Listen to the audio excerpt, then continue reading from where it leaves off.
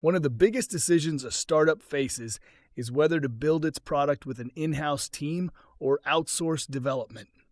Both approaches have advantages and trade-offs, and the right choice depends on your goals, timeline, and available resources. In this lesson, we'll break down the pros and cons of each and how to decide what's right for your startup. Let's begin with in-house development. Building your own team gives you full control over the development process. It's easier to align your product vision, move fast on feedback, and maintain high standards for quality and security. In-house teams often have stronger ownership and deeper commitment to the startup's success. When your developers are part of your core team, communication is faster, iterations are smoother, and cultural alignment is stronger. Over time, this leads to better institutional knowledge of the code base and stronger collaboration across departments like design, marketing, and product. But in-house development comes with challenges. It's expensive and time-consuming to hire and retain top talent, especially if you're early stage and competing with big tech salaries. Recruiting, onboarding, and managing a team also require time and operational support, which can slow you down if you're building your first product. That's where outsourcing comes in. Outsourcing lets you tap into specialized talent quickly without the long hiring process or overhead costs.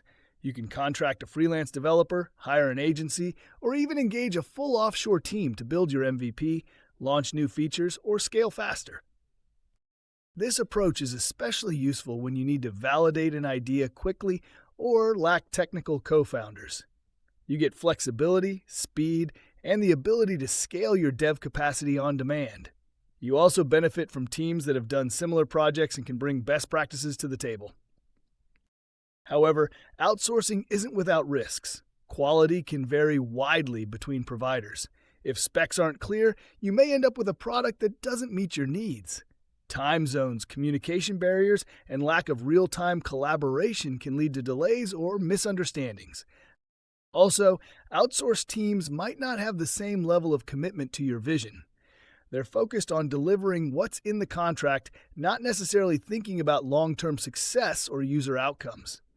That's why it's crucial to be specific, set milestones, and stay involved throughout the project. Many startups use a hybrid model, retaining strategic product leadership in-house while outsourcing execution or overflow work. This gives you the speed and cost benefits of outsourcing without giving up control. You can maintain product direction while scaling your engineering power. As your startup grows and becomes more product-led, you may eventually bring development fully in-house. This allows for tighter integration with customer feedback, better long-term maintainability, and more strategic innovation. So how do you decide? If you're validating an MVP, have limited budget, or lack technical expertise, outsourcing can be a smart move. If you're building a long-term platform, need tight control, or want to build a product-driven culture, in-house may be the better bet. In either case, the key is clarity. Know what you need, document your requirements, and keep communication flowing. Whether in-house or outsourced, the best teams share a clear vision and deliver real value to users. Let's help you choose the development model that best fits your startup's needs and stage.